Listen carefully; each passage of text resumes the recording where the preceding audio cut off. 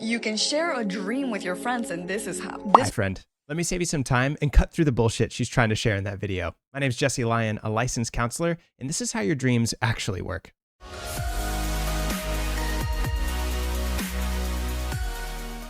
So there I was, taking a nice little potty break, scrolling through Instagram, and on my, apparently Instagram has a For You page now. So on my For You page for Instagram, I run across this video, and I tell you what, there aren't more things I could disagree with. She's on the right track, but the psychic spiritual community, though I do respect them, not everyone really shares the actual ways that dreams work. And so if you want to astral travel with your friends, if you want to have shared dreaming, which is a real thing, it is a real thing, I'm going to share the science behind how it actually works and how you can actually make it happen rather than relying on the hoodoo voodoo of spirituality and mysticism. Here we go. Share a dream with your friends, and this is how. This phenomenon is called mutual dreaming, occurring when two individuals connect through similar wavelengths, and it leads to a shared dream. So here are the steps. Number 1, pretty obvious, find a friend. Number 2, obviously, got to find a friend. So 90% of us are out. set intention. Both of you are going to set a strong intention throughout your day to meet in a dream. Now, setting intention is one of the best advices I could give. Like when I'm working with someone to recover from PTSD nightmares, I tell them, I'm like, what are you thinking when you're going to bed? And they always tell me, they're like, I'm thinking about how I'm afraid I'm going to have another nightmare. Well, so what do you think you're going to dream about? You're going to have another nightmare. So if you want to share a dream with a friend or even just improve your dreams, the best thing to do is to very intentionally think about what it is you want to think about, because if you leave your mind open and don't give it anything to think about, your mind's going to think about the scariest thing it can because it's thinking that it's going to help and save you by thinking about that bad thing so you can come up with ways to keep yourself safe. That bad thing is probably going to be your trauma. So she's right, but there's nothing mystical, magical about it. It's just like set your mind on what do you want to achieve, and that's what you're most likely to achieve. Repeat, I will meet friends named Juanita in my dreams tonight, throughout the day and especially before bed. Number 3, set the symbol. One of you is going to now this was crazy to me. She's saying set a symbol, which I love, but that's really putting like that's really making it real. But I like that idea, setting a symbol and choosing a symbol that the two of you agree on that you're going to like meet up in the dream. Now, of course, you're not actually meeting in the dream, but you're trying to share a dream together and get your subconsciouses in sync. It's kind of like syncing your cycles, but for your subconscious. So it's true. Yeah. think of a symbol to send to the other while sleeping. It could be a star, a bear, a banana, literally anything. Just something the other person can identify. Right, that's fine. Sending a symbol strengthens the connection in a shared dream. I will say it's probably best to not pick something totally off the wall, like pick something that will probably show up in their dream. Like if you get too specific, like you're going to see a monkey in a top hat driving a red convertible Corvette. Too specific. Why don't you just say red car?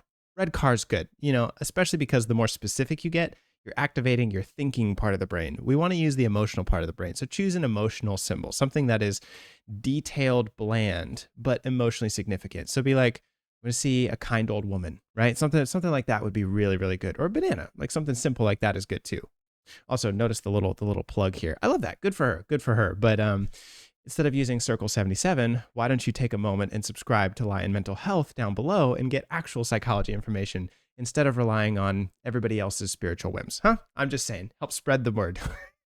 Think of sending them the symbol while your friend thinks of receiving it, along with the intention, and you can switch roles over time. The symbol may appear distorted to your friend. For example, if you send a spoon, they might see something resembling a spoon, just like a frying pan. Number 4. Now that's where it gets interesting, and this is the part that I wanted to share the most.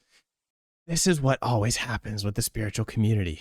Anecdotal evidence is loved by millions because you can always find anecdotal evidence to support your point. So it's like, oh, well, I tried to send them a spoon and they saw a frying pan. Close enough. They're both cooking instruments and they both have a handle and a bowl shape at the end. Well, you see, now we're stretching. This is what is actually happening.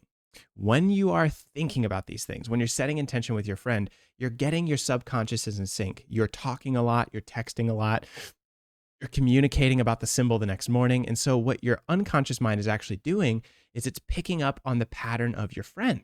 Now, you could do this with your partner, with your spouse, with whoever. If you're alone and by yourself, like the rest of us are, then you're shit out of luck. But it's okay. It's okay. uh, you're getting your subconsciouses in sync. And so your mind will actually pretty accurately be able to predict or pick up on what your friend is probably going to pick, right? Because you're establishing a deep mutual connection. You know how like old married couples, right? They eventually start to complete each other's sentences, or like they know what the other person's going to do without them even saying it. They've spent enough time together, their subconsciouses are in sync, and like a little image of your friend starts to live inside your psyche. And that's what's happening. And so there's an element of truth to this astral travel stuff, as in, I can have the image of my friend reside inside of my unconscious and have this unconscious connection with them. But is it like another plane of reality? That's getting a little bit far out there. I can't say for certainty. And a lot of people, like this person, I believe, use anecdotal evidence and use a lot of stuff to say that it is real when there's no actual hard evidence of it. And in fact, it can do a lot of damage because, see, now people will go out there and think, oh, my ex is tampering with my dreams. They're sending me things in my dreams. Swear to God, I promise it's not happening. It's your unfinished baggage about your ex that's in your dreams, and that's why you dream of them every night. They're not thinking about you, right? And if they are, it's coincidence. I'd be hard pressed to find some solid evidence, and they've even tried to find some solid evidence in this stuff, and they can't ever recreate it when you start to limit the things and put it under scientific conditions. So you can share dreams with your friends, of course, right? I think the more exciting thing is to realize like we can develop such a deep connection with our friendships that we can sync our subconsciouses and mutually dream together and share those experiences. We used to do this at the Dream Conference. They would have the whole conference would have a dream competition where one person would be the sender and everyone else would be the receiver.